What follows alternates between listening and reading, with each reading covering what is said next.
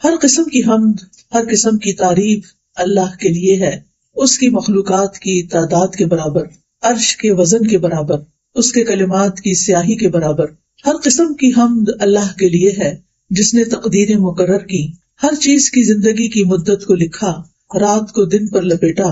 ہر قسم کی حمد اللہ کے لیے ہے، اس کے احسانات پر اور اس کی وسیع نعمتوں پر ہم اس کی حمد بیان کرتے ہیں اور اس کا شکر ادا کرتے ہیں، اور ہر قسم کے گناہوں سے اس سے بخشش طلب کرتے ہیں۔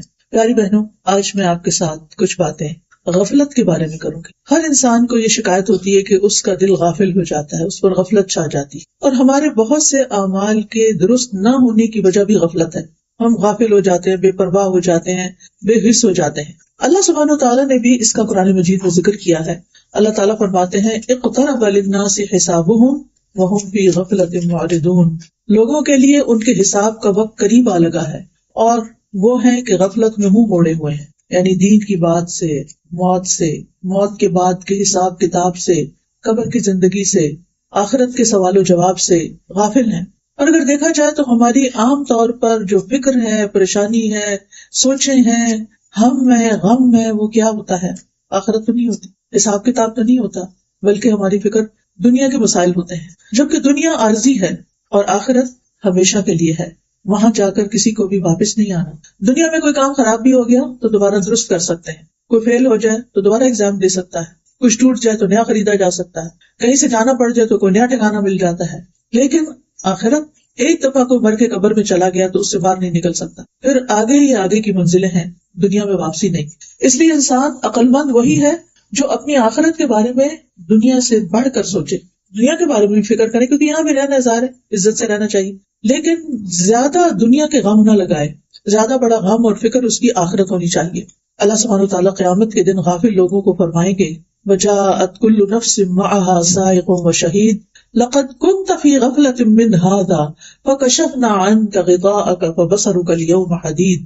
اس دن ہر شخص اس حال میں آئے گا کہ اس کے ساتھ ایک ہانکنے والا اور ایک گواہی دینے والا فرشتہ ہوگا، یعنی اس کو میدان حشر کی طرف لے جا رہا ہوگا، تو اس سے کہا جائے گا بلا شبہ تو اس دن سے غافل رہا، آج کے دن کے بارے میں تم نے نہیں سوچا، آج ہم نے تیری آنکھوں سے پردہ اٹھا دیا ہے اور آج تیری نگاہ خوب تیز ہے، اب یہ سب کچھ تم دیکھ رہے ہو جس کے بارے میں تم کبھی سوچتے بھی نہیں تھے۔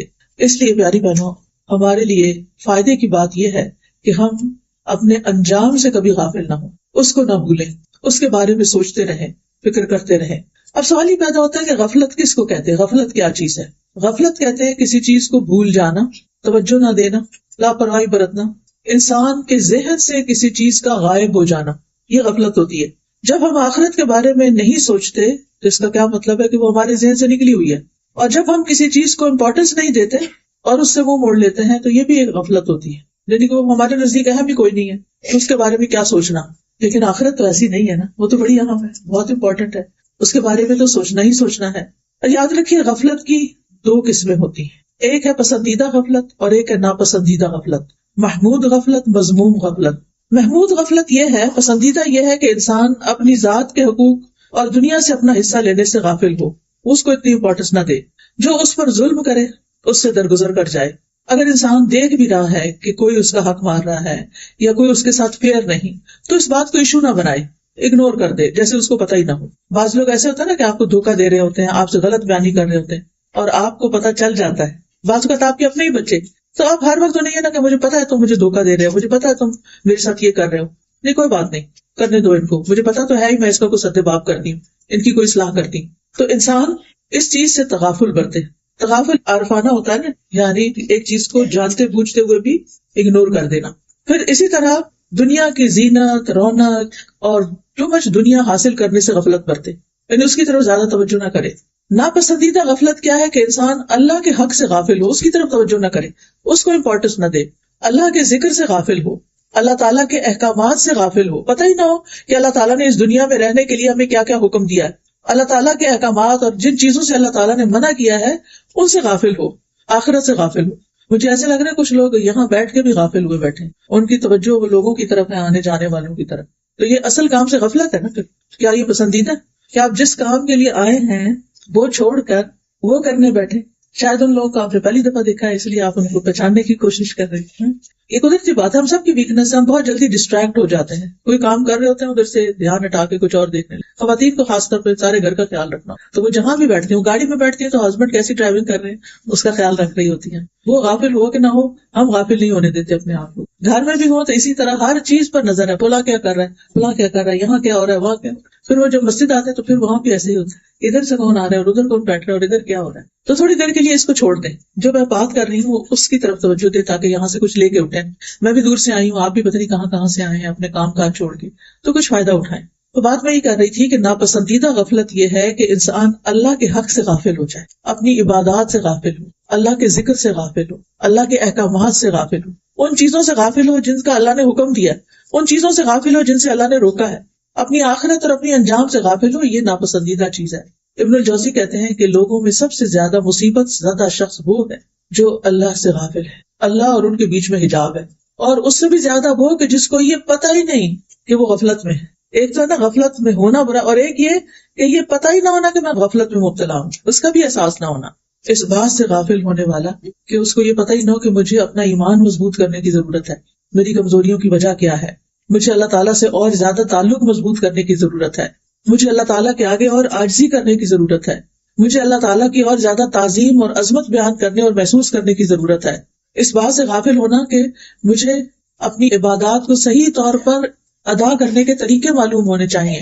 اور سب سے ناپسندیدہ غفلت یہ ہے کہ انسان کا دل منافقت میں مبتلا ہو اور اس کو پتہ ہی نہ ہو کہ وہ منافق، یعنی ہمارے دل کے اندر سچا ایمان ہی نہ ہو، نفاق پیدا ہو گیا ہو کہ دل میں شکوک و شبہات ہیں، خواہشات ہیں، کوئی اللہ کا ذکر نہیں، اللہ کی یاد نہیں، اللہ کی طرف توجہ نہیں، اور انسان کو احساس بھی نہ ہو کہ وہ کسی مصیبت میں مبتلا ہے. اچھا کیسے پتا چلے؟ ہم سب اپنے آپ کا جائزہ لیں، اپنے آپ کو پہچانیں کہ کیا ہمارے اندر تو کوئی غفلت کی قسم نہیں. تو اس کے کچھ انڈیکیٹرز ہیں. ان میں سے ایک انڈیکیٹر یہ ہے کہ اطاعت کے کاموں میں سستی آنے لگے.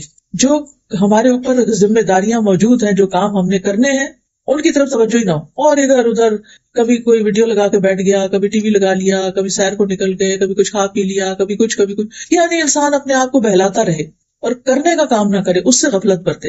مثلا نماز سے غفلت، ذکر سے غفلت، صدقہ خیرات کی طرف توجہ کا نہ ہونا.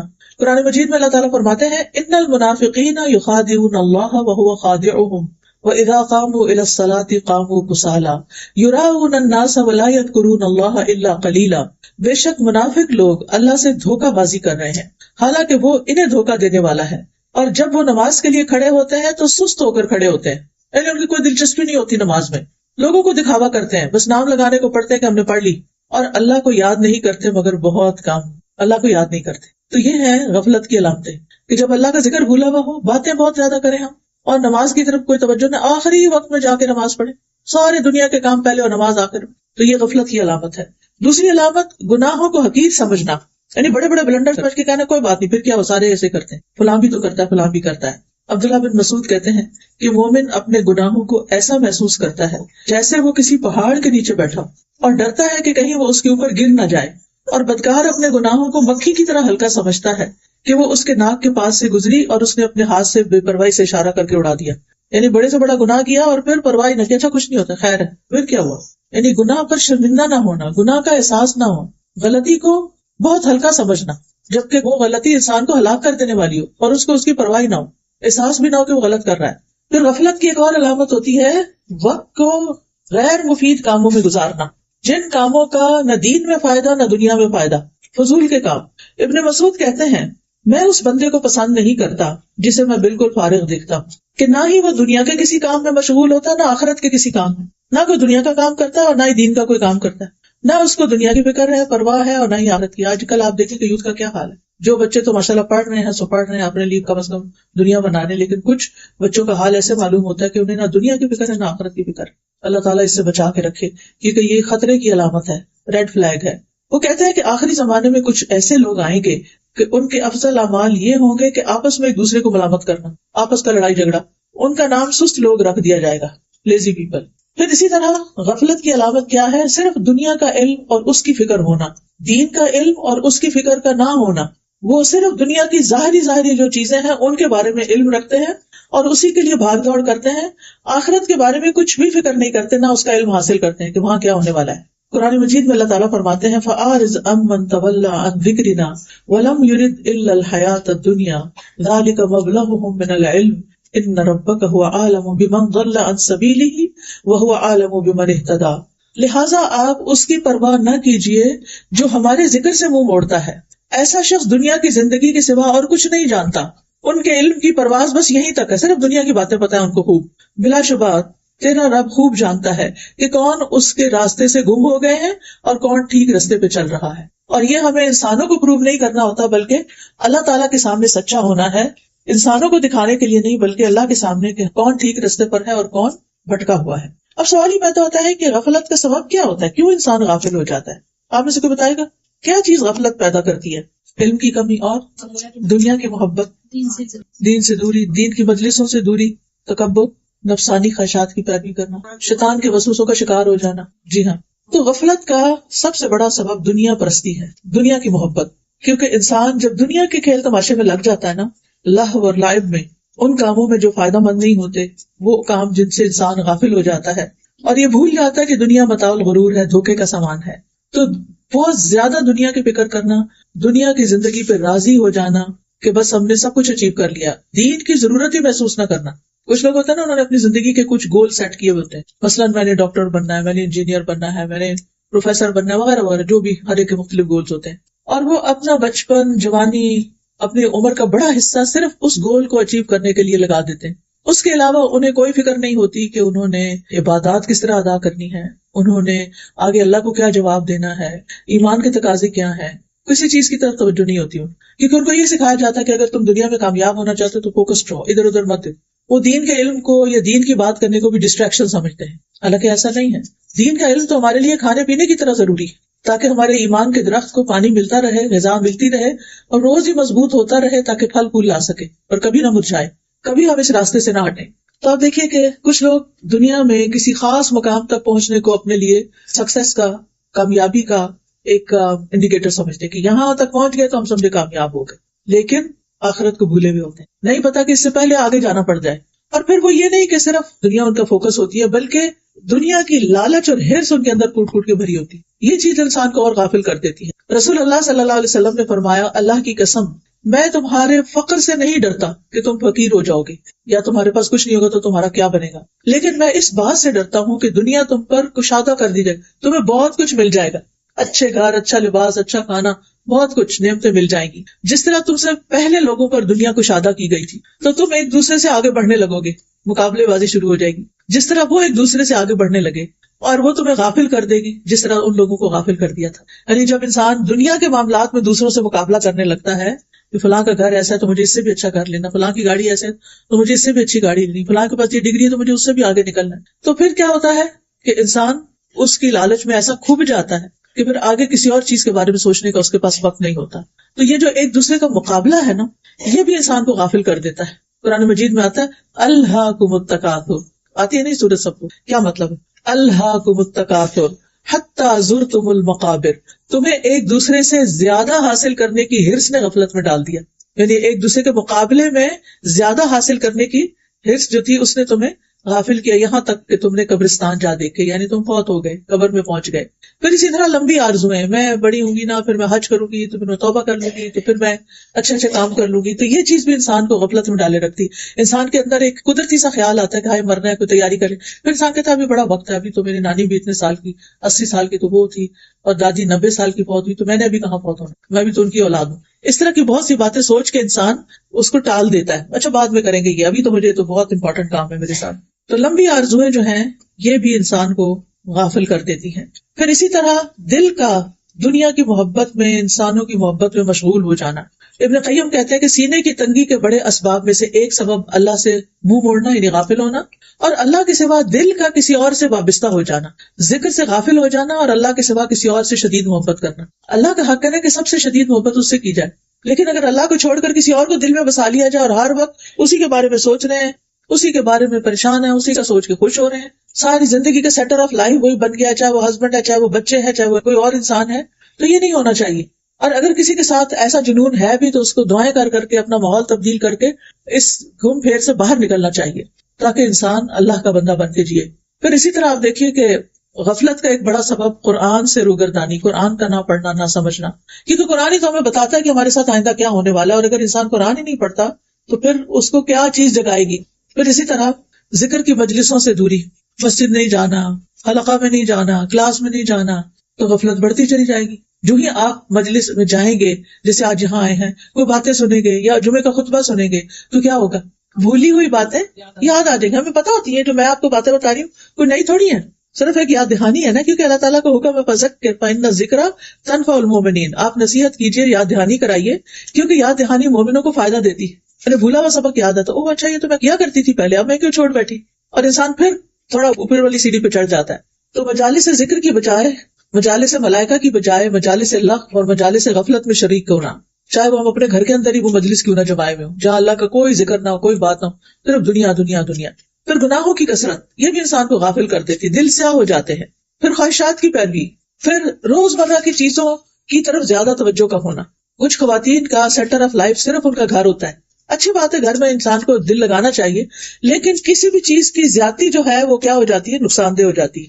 کسی بھی چیز کی زیادتی نقصان دہ ہو جاتی ہے. آپ گھر کو ضرور لک آفٹر کریں، اپنی کراکری کو گنتے رہا کریں، اپنی چمچ بھی گن گن کے رکھا کریں، اور برتنوں پہ اسکریچ بالکل نہیں آنے دیا کریں. کچن کا فلور بالکل اتنا کہ شکل نظر آئے اس میں، یہ اچھی بات ہے.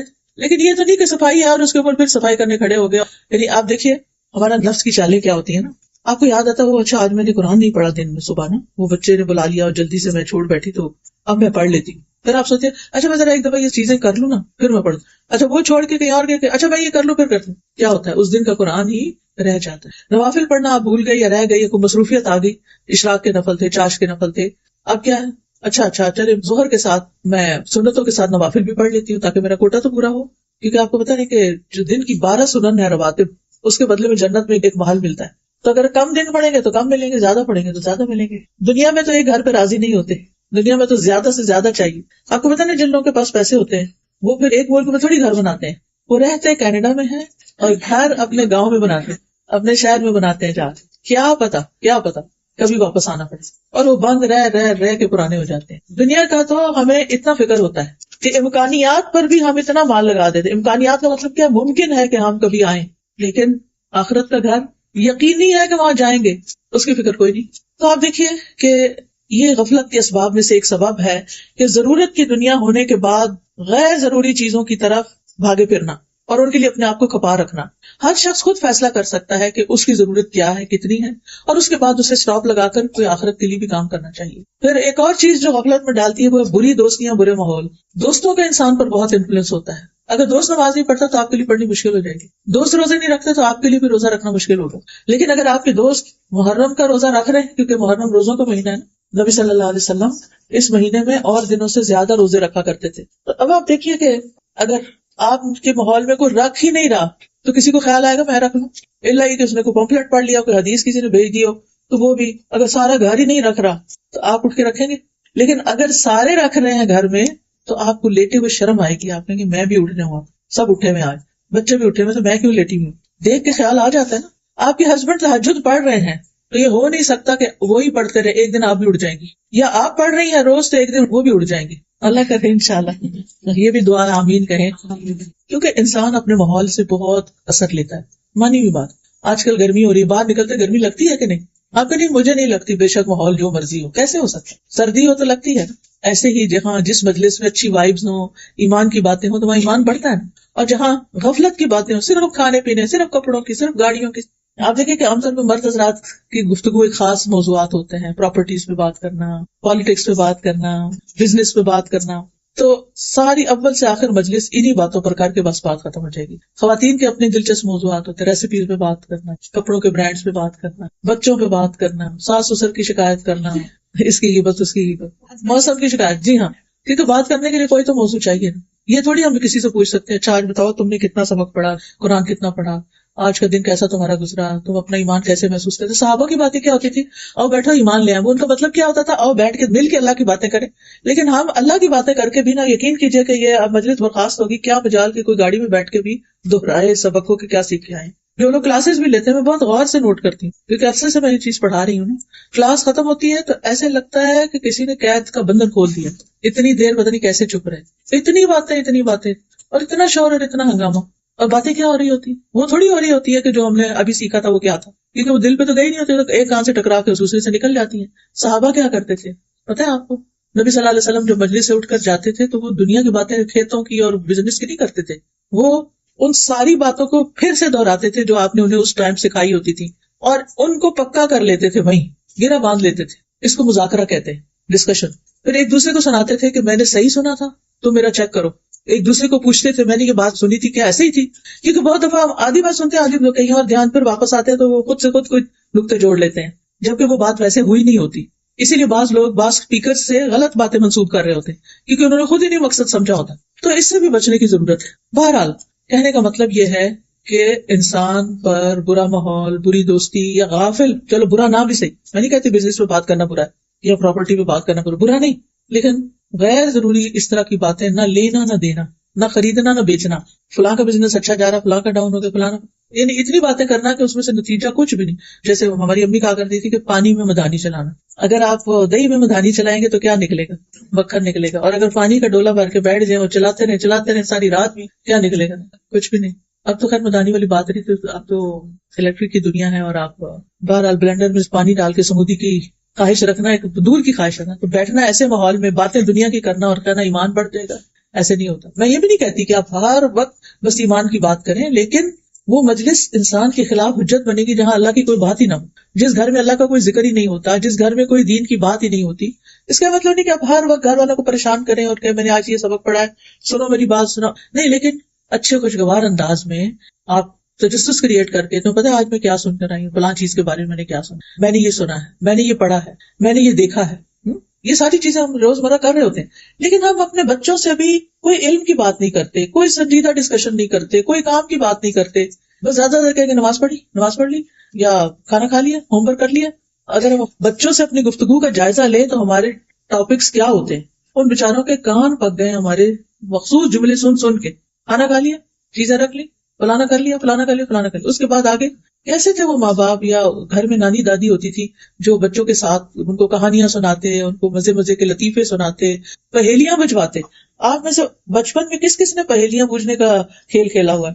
اچھا ماشاءاللہ، مجھے بتائیں آپ میں سے کتنے لوگوں نے اپنے بچوں کو پہیلیاں بجوائی ہیں؟ آپ تھوڑے ہاتھ ہیں. دیکھا نا، ایسی چیزیں جو نا، یہ ایک مفید ایکٹیویٹی ہوتی ہے. اس سے کیا فائدہ ہوتا ہے؟ غور و فکر، اچھا یہ، اچھا وہ، اچھا وہ، کتنا دماغ بچے کا چلتا ہے.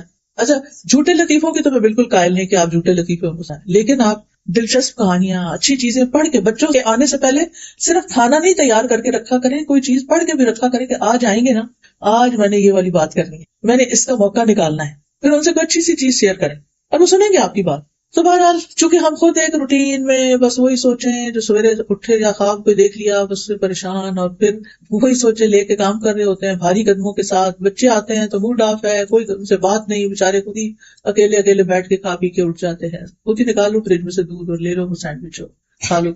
تو پھر ایسی تربیت کیسی ہوگی نا؟ تو ہمیں گھر میں ماحول بنانا ہے، سمجھ آئی؟ اور ماں جو ہے نا اس سے روشنی ہوتی ہے گھر میں، وہ ماحول بناتی ہے. آپ جب اسمائل کرتی ہیں سارا گھر اسمائل کرتا ہے، اور آپ کا جب موڈ آف ہوتا ہے تو پھر گھر میں مزہ نہیں آتا. تو اس سے بچنا ہے. کتنا بھی کام کرنا پڑے ولی ربی کا فصبر، اللہ کی خاطر کرے اور صبر کرے اور اپنی تھکاوٹ کا اظہار ہر وقت نہ کرے. اور پھر گھر کے علاوہ اپنے دوستوں کا بھی انتخاب صحیح کریں. ایسے دوستوں سے فاصلہ رکھیں کہ جو آپ کو بہت غافل کرتے ہیں، فضول کی باتیں کرتے ہیں اور غفلت میں پڑے اور آپ کو بھی ڈالتے ہیں. اچھا اب اس کے نقصان بھی ہیں غفلت میں پڑنے کے. جب انسان ایک کانشیس لائف نہیں گزارتا، تقوی والی لائف نہیں گزارتا، تو پھر اس کے نقصان بھی ہوتے. سب سے پہلی بات یہ کہ انسان کا دل تنگ پڑتا ہے، زندگی تنگ ہو جاتی ہے، انسان بے حصہ ہو جاتا ہے، اس کی زندگی میں کوئی مزہ نہیں رہتا. آپ دیکھیں نا کہ جب آپ ایسی بات کرتے ہیں کہ جس میں کوئی سسپینس ہوتا ہے تو سارے گھر والے کو آنکھیں کھل جاتی ہیں اور گیس کرنے لگتے ہیں. اچھا مثلاً بچے گھر آئے اسکول سے تو آپ کہتے ہیں میں نے اور تمہارے بابا نے ایک پلان بنایا ہے، گیس واٹ، مثلاً سوال کر دیا، اچھا ہم ہالیڈیز پہ جائیں گے، یا آپ کہتے ہیں ہم نے کہیں جانے کا پلان کیا. پھر تو آپ دیکھیں کیسے وہ باتیں کرتے ہیں. اکثر مائیں کہتی ہیں باتیں نہیں کرتے بچے کیونکہ ہمیں باتیں کرنی نہیں آتی، ہم ان کا دماغ نہیں جگاتے، خود سوئے میں ان کو چلائے رکھتے. تو آپ ان سے ایسے سوال کریں کہ جس کے بارے میں ان کی دلچسپی بھی ہو اور پھر وہ آپ کی ڈسکشن میں حصہ بھی لیں. ورنہ کیا ہے کہ آپ کا دل بھی اداس رہے گا، بچوں کا بھی، کوئی آپس کی بانڈنگ نہیں، کوئی گھر میں مزہ نہیں، کوئی کچھ بھی نہیں. تو زندگی تنگ ہو جاتی ہے. مینٹل ہیلتھ ایشوز کتنے زیادہ ہوتے جا رہے ہیں. کیا وجہ ہے؟ کیونکہ اکثر لوگ تنہائی کا شکار ہیں. کچھ لوگ لوگوں میں رہتے ہوئے بھی تنہا ہیں. کیوں؟ کسی سے بنتی نہیں، کسی کے ساتھ بات ہی نہیں کر پاتے، نہ ہسبینڈ سے بنتی ہے، نہ بچوں سے بنتی ہے، نہ دوستوں سے بنتی ہے، بس پھر اپنی دنیا میں ہے، مجھے نہیں کسی سے ملنا، میرے گھر کوئی نہ آئے، میں نہیں یہ کال اٹینڈ کر رہی. یہ کس چیز کی علامت ہے؟ خوشحال زندگی کی نہیں. یہ تو ہیلدی لائف نہیں ہے. وجہ کیا ہے؟ وجہ غفلت، کچھ ہے نہیں کرنے کو، کوئی پرپز نہیں لائف میں. پھر انسان سوچنے سمجھنے کی صلاحیت سے محروم ہو جاتا ہے، دماغ کام کرنا چھوڑ دیتا ہے. ایک اور نقصان یہ کہ شیطان انسان پہ مسلط ہو جاتا ہے. ایسے شخص کی عبادات میں بھی کوئی لطف نہیں ہوتا، قبول بھی نہیں ہوتی، دعائیں قبول نہیں ہوتی، کیونکہ وہ غفلت سے کر رہا ہوتا ہے، دھیان کہیں اور ہوتا ہے. رسول اللہ صلی اللہ علیہ وسلم نے فرمایا، اللہ سے قبولیت کے یقین کے ساتھ دعا مانگو کہ میں کر رہا ہوں، اللہ ضرور سنے گا. وہ جیسے لوگ بارش کے لیے نکل رہے تھے نا دعا کرنے، تو ایک شخص نے اس میں سے چھتری اٹھا لی، کہا کہ یہ کیا، ابھی تو بارش نہیں، تم چھتری لے کے. اس نے کہا کہ مجھے اتنا یقین ہے کہ ہم دعا کریں گے تو بارش برسے گی. ایسا یقین ہو اللہ پر. فرمایا جان لو کہ بے شک اللہ غافل اور لہو اللہ میں مشغول دل کی دعا قبول نہیں کرتا. یعنی جس کا دھیان ہی نہیں ہے دعا کرنے میں، اس کی دعا نہیں قبول ہوتی. جب ان سے کہنا دعا کرو گے تو بہت دعائیں کی ہیں، یہ نہیں دیکھتے کہ کوالٹی کیا ہے ان دعاؤں کی. اور سب سے بڑا نقصان اس غفلت کا یہ ہے کہ قیامت کے دن انسان کو سخت ریگریٹس ہوں گے کہ میں کیوں سوئے ہوئے زندگی بسر کر کے آیا، کیوں میں نے آنکھیں بند کی ہوئی تھی. سورۃ الفجر میں آتا ہے وَجِیءَ یَوْمَئِذٍ بِجَہَنَّمَ یَوْمَئِذٍ یَتَذَکَّرُ الْإِنسَانُ وَأَنَّىٰ لَهُ الذِّکْرَىٰ یَقُولُ یَا لَیتَنِی قَدَّمْتُ لِحَیَاتِی. اور جہنم اس دن سامنے لائی جائے گی. اس دن انسان نصیحت تو قبول کرے گا، مگر اس وقت اسے نصیحت سے کیا حاصل ہوگا؟ کہے گا کاش میں نے اپنی زندگی کے لیے کچھ آگے بھیجا ہوتا، کاش میں نے اپنی زندگی کے لیے کچھ آگے بھیجا، کاش میں دنیا میں اپنے وقت کا صحیح استعمال کرتا، یہاں کے لیے کچھ تیار کر کے بھیجا ہوتا. اور اب کیا ہے کہ غفلت کا علاج کیسے کرے. ٹھیک ہے نا، بیماری تو پتہ چل گئی، اب کرے کیا؟ سب سے پہلی بات یہ کہ آپ اس بات کی لسٹ بنائیں کہ آپ کے فرائض کیا کیا ہے، آپ کی ڈیوٹیز کیا کیا ہے، حقوق اللہ کے حوالے سے، حقوق العباد کے حوالے سے. کیونکہ کچھ لوگ ایسے ہوتے ہیں کہ وہ کہیں پر بھی ہوں اپنے فرائض کو نہیں بھولتے، اپنی ذمہ داریاں پوری کرتے ہیں. سورۃ نور میں آتا ہے رجال لا تلہیہم تجارۃ ولا بیع عن ذکر اللہ واقام الصلاۃ وایتاء الزکاۃ یخافون یوما تتقلب فیہ القلوب والابصار. وہ مرد جنہیں اللہ کے ذکر سے اور نماز قائم کرنے اور زکوٰۃ دینے سے نہ کوئی تجارت غافل کرتی ہے نہ خرید و فروخت. وہ اپنے بزنس میں ہے، اپنے جاب میں ہے، وہ کہیں پر بھی ہیں تو وہ کیا ہے؟ الرٹ ہیں. وہ اپنے فرائض سے نہیں غافل ہوتے. وہ اس دن سے ڈرتے ہیں جس میں دل اور آنکھیں الٹ جائیں گی. اپنی تھنگس ٹو ڈو کی لسٹ بنائیں کہ کیا کیا آپ پر فرض ہے. نماز فرض ہے، اور اسی طرح زکوٰۃ فرض ہے، زکوٰۃ کس مہینے میں ڈیو ہے، اور اس کے لیے پہلے سے ہی اپنی کیلکولیشن شروع کر دیں. حج کر لیا کہ نہیں کیا، اس کے لیے رقم جمع کرنی شروع کریں، انتظامات کرنے شروع کریں. اسی طرح اگر والدین زندہ ہیں تو ان کے کچھ حقوق ہیں، رشتہ دار زندہ ہیں تو ان کے کچھ حقوق ہیں، چاہے وہ اس ملک میں نہ رہتے ہوں، ان کی خیر خبر پتہ ہونی چاہیے. اسی طرح آپ کے وسینٹی میں کون ضرورت مند لوگ ہیں، کہاں کون بیمار ہے، کون کس چیز کا ضرورت مند ہے، یہ باتیں پتہ ہونی چاہیے. کیونکہ اگر آپ کے پاس علم ہی نہیں ان چیزوں کا تو پھر آپ کریں گے کب؟ ٹھیک ہے نا. دوسری بات یہ ہے کہ نمازوں کی حفاظت. قد افلح المؤمنون الذین هم فی صلاتهم خاشعون والذین هم عن اللغو معرضون. یقیناً کامیاب ہو گئے مومن، وہی جو اپنی نماز میں عاجزی کرنے والے ہیں اور وہی جو لغو کاموں سے منہ موڑنے والے ہیں، فضول چیزوں سے بچ کے رہتے ہیں. تبھی تو ان کے پاس وقت ہوتا ہے. جو لوگ فضولیات میں پڑھتے ہیں ان کے پاس ٹائم نہیں ہوتا پھر فرائض ادا کرنے کا، پھر ان کے فرائض چھٹنے لگتے ہیں. تو فرائض کو اپنی پرائرٹی رکھیں. کہیں بھی بیٹھے ہیں، کچھ بھی کر رہے ہیں، ٹائم دیکھتے رہیں کہ نماز کا کتنا ٹائم رہتا ہے اور کب تک ٹائم باقی ہے، میں کس وقت پڑھوں گی. تو نمازوں کی جو پابندی ہے اور صحیح وقت میں پڑھنا، ان کی حفاظت، یہ انسان کو الرٹ رکھتی ہے، غفلت سے نکال دیتی ہے. اللہ تعالیٰ نے ایسے نہیں 5 وقت نماز فرض کی ہے. وہ کس لیے فرض کی ہے؟ تاکہ ہم غافل نہ ہوں، الرٹ رہیں. ایک نماز پڑھ لی، اگلی کی فکر لاتے، اگلی پڑھ لی، اگلی کی فکر لاتے. پھر قیام اللیل کرنا. حدیث میں آتا ہے جس شخص نے 10 آیتوں سے قیام کیا وہ غافلوں میں سے نہیں لکھا جاتا. اچھا پہلی بہنوں، ایسا ہے کہ سب کی ہمت نہیں ہوتی تہجد کے لیے اٹھنی، خاص طور پر یہاں آپ کی راتیں چند گھنٹوں کی ہیں تو اس میں ابھی سوئے نہیں تو اتنے میں تہجد کا ٹائم گھنٹے 1.5 بعد ہو جائے گا تو مشکل ہو جاتا ہے نا. آپ عشاء کے ساتھ ہی ایکسٹرا 2 نفل پڑھ لیں، ان میں یہ 10 آیتیں پڑھ لیں. 10 آیتیں مثلاً سورۃ الفلق اور الناس 11 بن جائیں گی. سورہ کہف کی پہلی 10 آیتیں. اسی طرح اور بھی صورتیں آپ 30واں پارہ کھولیں اور وہاں سے گن لیں کہ کون کون سی صورتیں میں پڑھ سکتی. پلاننگ کرنی پڑے گی. اگر عشاء کی نماز کے ساتھ ایکسٹرا 2 نفل آپ نے اس نیت سے پڑھ لی کہ یہ قیام اللیل ہے، میرا رات کی نماز ہے، تو آپ غافلوں میں نہیں لکھے جائیں گے. پھر ایک اور طریقہ ہے غیر اہم کاموں، ناٹ امپورٹنٹ، ان کو چھوڑ کر امپورٹنٹ کاموں کو پہلے کرنا، پرائرٹی پر کرنا. نبی صلی اللہ علیہ وسلم نے فرمایا اپنے وقت کے بعد 60 سال بعد ایسے جانشین پیدا ہوں گے جو نماز کو ضائع کریں گے، اپنی خواہشات کی پیروی کریں گے اور جہنم کے گڑھے میں جا گریں گے. نمازوں کو ضائع کرنا، نمازوں سے غافل ہونا، یہ اچھی علامت نہیں. لیکن نمازوں میں خشوع کیسے ہو سکتا ہے؟ جب انسان لغو کاموں کو چھوڑتا ہے. والذین هم عن اللغو معرضون. اور اگر لغو فضول بیکار چیزوں سے گزر ہو بھی تو مروا کراما، باعزت طریقے سے گزر جاتے ہیں، ان کے اندر الجھتے نہیں ہیں. نبی صلی اللہ علیہ وسلم نے فرمایا من حسن اسلام المرء ترکہ ما لا یعنیہ. انسان کے اسلام کا حسن یہ ہے کہ لا یعنی فضول بیکار باتوں میں نہ پڑے، جو باتیں اس کا وہ کچھ کر ہی نہیں سکتا ان چیزوں میں وقت ضائع نہ کرے.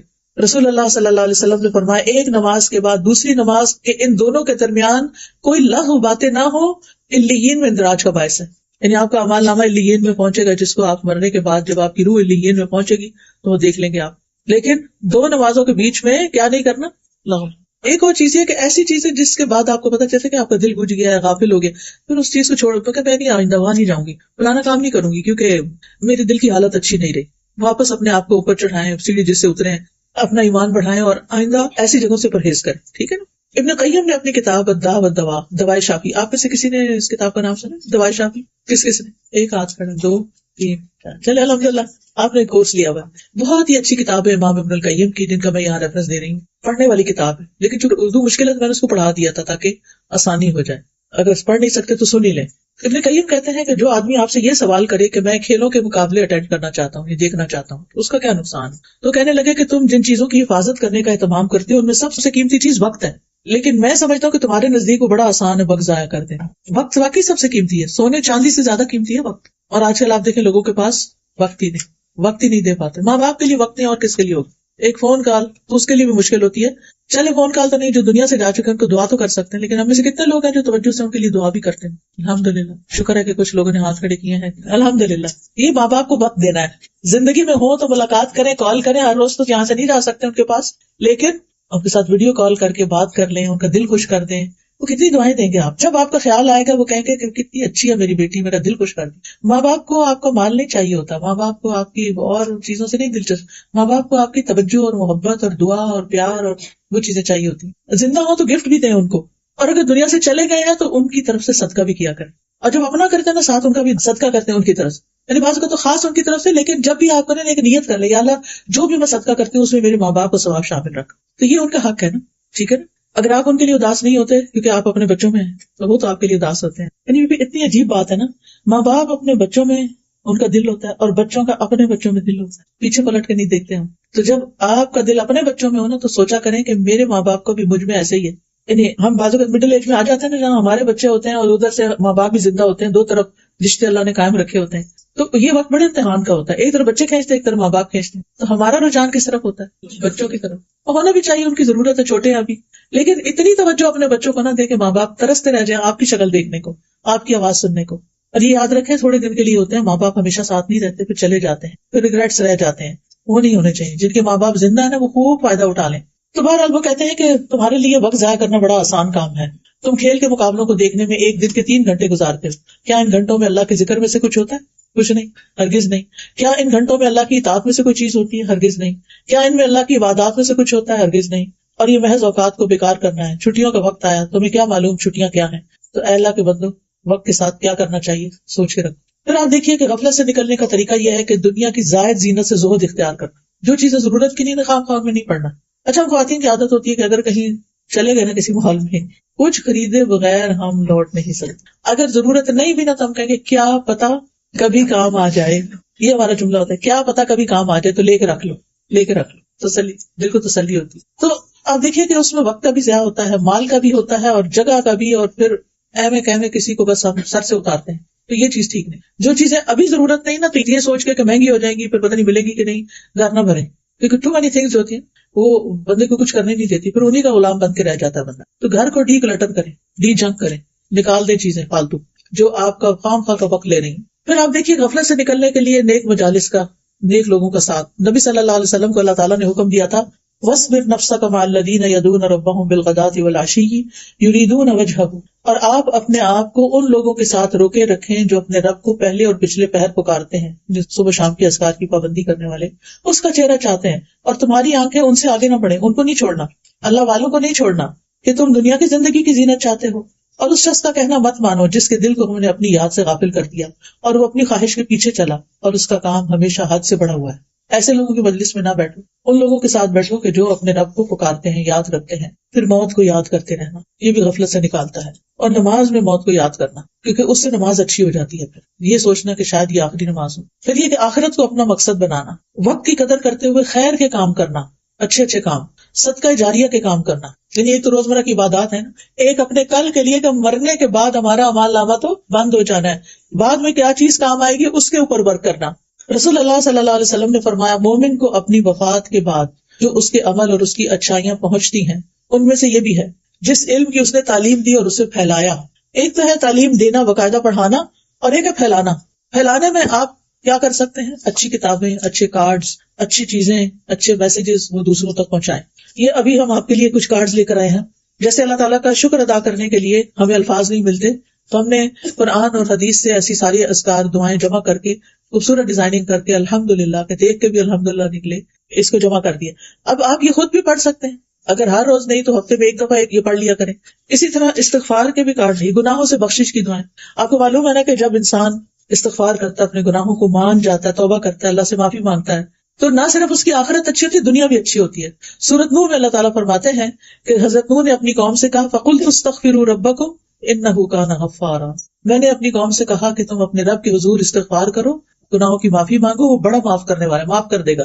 يُرْسِلِ السَّمَاءَ عَلَيْكُمْ مِدْرَارًا، تم پر آسمان کو خوب برستا ہوا بھیجے گا، یعنی خوب بارشیں ہوں گی. وَيُمْدِدْكُمْ بِأَمْوَالٍ وَبَنِينَ، تمہیں مال اور بیٹوں سے مدد دے گا، تمہیں مال میں بھی اضافہ ہوگا، بیٹے بھی دے گا.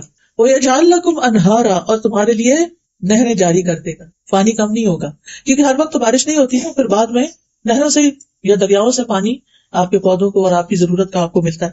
تو اس کے لیے کیا ہے؟ استغفار. اب استغفار کے ساری دعائیں تو نہیں، لیکن جو اتھینٹک دعائیں تھی وہ ہم نے اس کارڈ کے اندر اردو انگلش ترجمے کے ساتھ اکٹھی کر دی ہیں. جمعے کے دن کی آخری گھڑیوں میں بڑی دعائیں قبول ہوتی ہیں. کوئی بھی آپ کا مسئلہ ہو، کسی بھی چیزوں پریشان ہو، تو آپ لے کے یہ کارڈز بیٹھ جایا کریں اور ان کو ایک دفعہ پڑھ کے اللہ تعالیٰ سے اپنی حاجتیں رکھا کریں، تو انشاءاللہ دنیا بھی آسان ہوگی آخرت میں. کیونکہ یہ جو آیتیں میں نے آپ کو بتائی قرآن کی آیتیں، میں نے اپنے پاس نہیں گھڑی کہ یہ اور یہ ہو جائے گا. کچھ لوگ تو وظیفے بنا کے بتاتے ہیں یہ کرو گے تو یہ ہو جائے گا. میں وہ والا کام نہیں کر رہی، میں آپ کو قرآن سے دلیل دے رہی کہ اللہ کا وعدہ ہے کہ یہ تمہارے مسائل اس استغفار سے حل ہوں گے. پھر اسی طرح حفاظت کی دعائیں، پروٹیکشن کی. پھر اسی طرح تسبیح، اللہ تعالیٰ کی تسبیح کرنا، اس کی انگلش ٹرانسلیشن کے ساتھ ہے، اور اس میں اللہ تعالیٰ کا حکم ہے بندوں کو یا ایھا الذین آمنوا اذکروا اللہ ذکرا کثیرا وسبحوہ بکرۃ واصیلا، اے لوگوں جو ایمان لائے ہو، ہم سب اللہ کو کثرت سے یاد کرو، زیادہ ذکر کرو، اور صبح شام اس کی تسبیح کیا کرو. کون کون سی تسبیحات؟ اس میں سارے وہ ورژن دیے ہوئے ہیں اور ان کے فائدے بھی بتائے ہوئے ہیں احادیث کے ساتھ. پھر لا الہ الا اللہ کا یہ کارڈ ہے انگلش میں، آپ نان مسلمس کو بھی دے سکتے ہیں. بعض اوقات ہم پورا قرآن دینے سے گھبراتے ہیں، تو لا الہ الا اللہ اس کا ٹرانسلیشن بھی ہے. یعنی اس کا کیا مطلب ہے کہ ان کو پتا چلے کہ اللہ ایک ہے. اپنے بچوں کو بھی پڑھوائیں.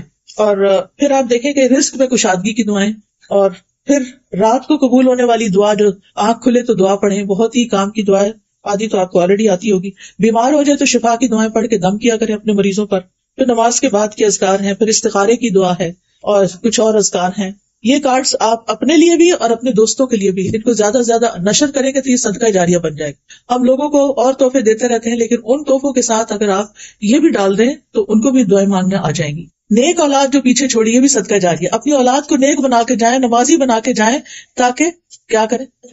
بعض لوگ کہتے ہیں نا کہ بعض وقت ہمیں بھی ہوتا ہے کہ جلدی میں ہوتے ہیں، والدین کی دعا یاد نہیں رکھتے.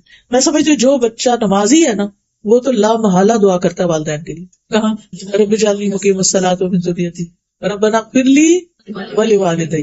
ہر نماز میں والدین کی بخشش کی دعا ہو رہی. یہ الگ بات ہے کہ ہم سوچ کے نہیں پڑھتے، ترجمہ نہیں آتا. تو اولاد کو کچھ دعائیں بھی یاد کرائیں، کچھ نماز عادی بنائیں، تاکہ آپ کی دنیا سے جانے کے بعد جانت رہنا. کچھ لوگوں کو یہ بات پسند نہیں آتی کہ دنیا سے جانے کی بات کیجیے، لیکن یہ سب سے بڑی حقیقت ہے جس میں کوئی شک ہی نہیں. تو اس میں وہ ہمارے بعد ہمارے لیے دعائیں کر کے ہمارے اعمال نامے میں اضافہ کریں. پھر قرآن مجید کا نسخہ جو کسی کو وراثت میں ملا، یعنی آپ نے قرآن لیا، خرید کر کسی کو دیا، کسی طالب علم کو دیا، گھر میں رکھا، وہ آگے آپ کے بچوں نے پڑھنا شروع کر دیا، کسی اور نے پڑھنا شروع کر دیا، وہ بھی جب تک وہ کتاب پڑھے گا، قرآن پڑھے گا، وہ آپ کے لیے صدقہ جاریہ. مسجد جو اس نے تعمیر کی، چاہے پوری کرے چاہے کچھ حصہ ڈالے اس میں. مسافر خانہ جو اس نے قائم کیا، اب تو یہ اس کی ضرورت نہیں رہی، لیکن اس کی جگہ مدارس کر سکتے ہیں، یعنی جہاں دینی تعلیم دی جاتی ہے. اسلامک سکولز ہو سکتے ہیں. یا وہ صدقہ جو اس نے زندگی میں صحت کی حالت میں نکالا، ان سب کا ثواب اس کی موت کے بعد بھی اسے ملتا رہتا ہے. ٹھیک، تو یہ غفلت سے نکالنے والے کاموں میں سے کام. پھر فی سبیل اللہ مال خرچ کرنا جس سے دین کا فائدہ ہو. اللہ کی راہ میں کسی خیمے کا سایہ مہیا کرنا، اللہ کی راہ میں کوئی خادم ہبہ کر دینا.